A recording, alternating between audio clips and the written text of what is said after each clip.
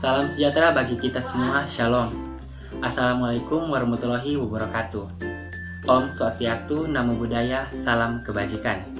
Perkenalkan, nama saya Reynaldi Aglin Karoho. Saya merupakan mahasiswa aktif semester 4 di Prodi Ilmu Administrasi Negara, jurusan Ilmu Administrasi, Fakultas Ilmu Sosial dan Politik, Universitas Samratulangi Manado. Dalam kesempatan ini, saya akan menjelaskan mengenai materi kelompok saya dengan judul Pengambilan Keputusan Birokratis dan Etis. Dan sebelum saya menjelaskan materi inti, saya akan menjelaskan sedikit mengenai pengertian pengambilan keputusan secara umum dan juga menurut para ahli.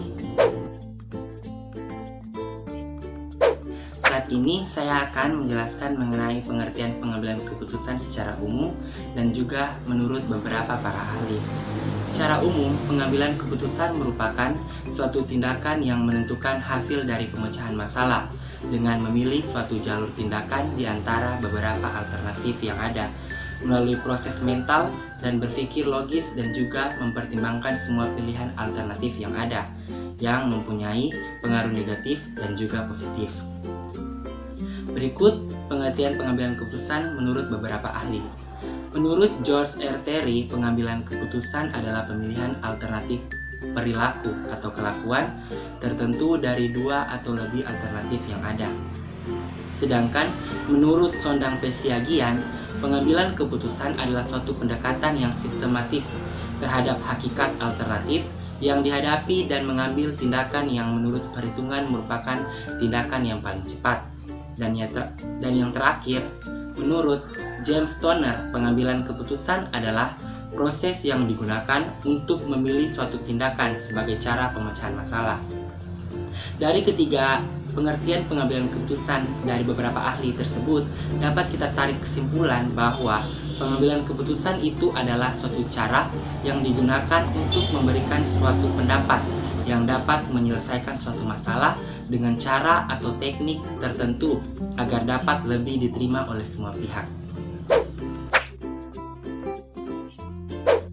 Selanjutnya kita akan membahas mengenai materi inti saat ini, dan yang pertama kita akan membahas mengenai pengambilan keputusan birokratis.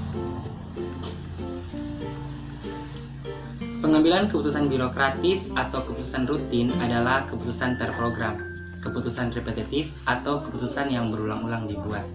Mengapa disebut repetitif? Karena berbagai peraturan dan prosedur yang merupakan dasar untuk membuat suatu keputusan telah dilembagakan. Peraturan dan prosedur semacam ini banyak dijumpai di kalangan birokrasi. Pengambilan keputusan birokratis menurut Inhar dari sudut proses dapat dianggap sebagai suatu kontinum atau rangkaian, yaitu ketika pengambilan keputusan kebijaksanaan berada pada ujung yang satu dan implementasi rutinnya dilakukan oleh eselon bawah. Nah, mengapa demikian? Karena teori ini memberikan tekanan yang cukup besar pada arus dan jalannya pekerjaan dalam struktur organisasi. Teori ini menyatakan bahwa keputusan dibuat oleh atasan dan bawahan bertugas menyediakan informasi yang dibutuhkan oleh atasan dalam proses pengambilan keputusan. Sebagaimana yang dinyatakan oleh J. Salusu bahwa tugas dari eselon bawah ialah melaporkan masalah, memberi informasi, menyiapkan fakta, dan keterangan-keterangan lain kepada atasannya. Dengan segala pengetahuan, keterampilan, dan kemampuannya, atasan membuat suatu keputusan setelah mempelajari semua informasi tersebut.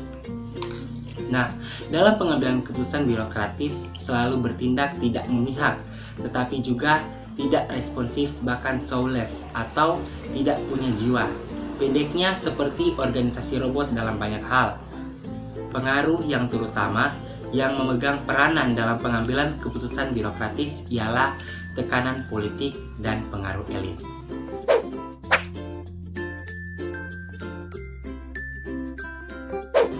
Selanjutnya, yang kedua kita akan membahas mengenai pengambilan keputusan etis.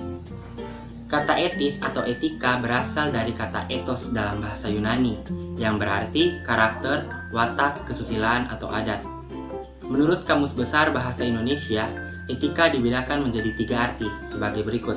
Pertama, etika merupakan ilmu tentang apa yang baik dan apa yang buruk, dan tentang hak dan kewajiban moral atau akhlak. Kedua, etika merupakan kumpulan asas atau nilai yang berkenan dengan akhlak atau tingkah laku kita. Dan ketiga, etika merupakan nilai mengenai benar atau salah yang dianut suatu golongan atau masyarakat.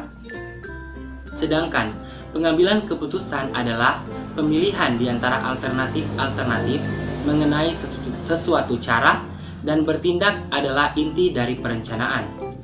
Suatu rencana dapat dikatakan tidak ada jika tidak ada keputusan atau sumber yang dapat dipercaya, petunjuk atau reputasi yang dibuat.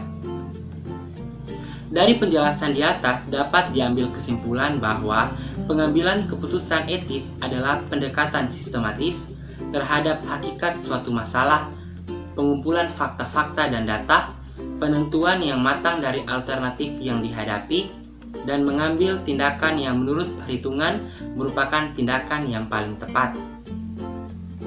Pengambilan keputusan etis melibatkan proses penalaran etis yang di dalamnya mengolaborasi kesadaran moral dan kemampuan moral kognitif seseorang yang pada akhirnya diwujudkan di dalam proses tindakan sebagai bentuk implementasi keputusan yang diambil.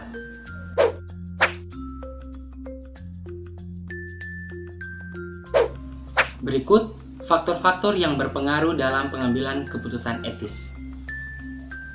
Yaitu yang pertama, kondisi kepastian.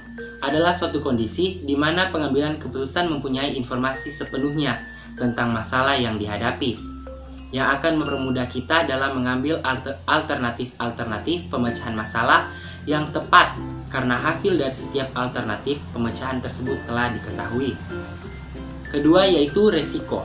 Adalah suatu kondisi yang dapat diidentifikasi atau diprediksi kemungkinan terjadi dan kemungkinan-kemungkinan dari setiap pemecahan masalah yang sesuai dengan hasil yang diinginkan atau dicapai.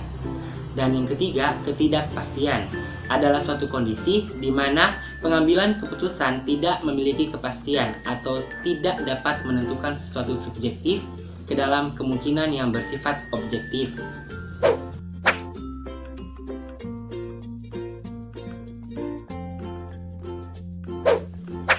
Berikut merupakan teori dasar pembuatan keputusan etis. Yaitu pertama, prinsip etika merupakan penuntun untuk membuat keputusan etik praktek profesional. Kedua, teori etika digunakan dalam pembuatan keputusan bila terjadi konflik antara prinsip dan aturan. Dan ketiga, pendekatan pada teori teleologi dan teori deontologi. Dan saat ini saya akan menjelaskan mengenai pendekatan teleologi dan deontologi. Pertama, teleologi merupakan suatu doktrin yang menjelaskan fenomena berdasarkan akibat yang dihasilkan atau konsekuensi yang dapat terjadi. Teori ini menekankan pada pencapaian hasil akhir yang terjadi. Pencapaian hasil akhir dengan kebaikan maksimal dan ketidakbaikan sekecil mungkin bagi manusia. Dan kedua, deontologi. Prinsip teori ini ada pada suatu aksi atau tindakan dan menekan pada nilai moralnya serta tindakan secara moral benar atau salah. Prinsip moral atau yang terkait dengan tugasnya harus bersifat universal dan tidak kondisional. Teori ini dikembangkan menjadi 5 prinsip, yaitu pertama, kemurahan hati, 2, keadilan, 3, otonomi, 4, kejujuran, dan yang terakhir kelima, ketaatan.